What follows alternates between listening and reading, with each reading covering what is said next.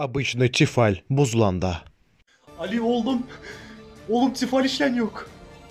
Kan dedi bir işlen yok. Bilin ben oğlum öz-özünden tüse çıkarmaya başladı.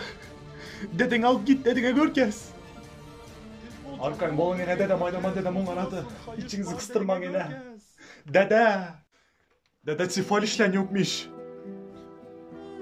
Kan dedi bir işlen yok. Bilin ben tüse çıkar otmuş.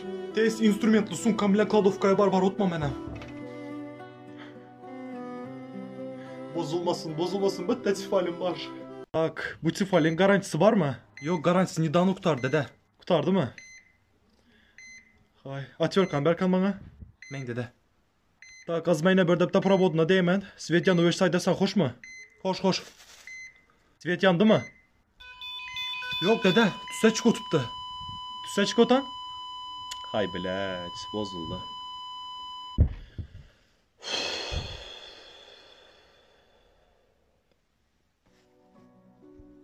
Bozuldum dede.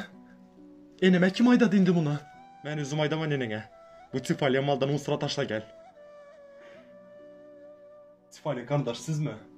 Ova ben tifalya karındaşı. Elimden gelen hem mezad ettim tokon var bilmedim tifalinizi. Nime? Siz ne biçim yığılopsuz? Yama yakış tifaldı bara her gün damla ısık çay içettim ben bara.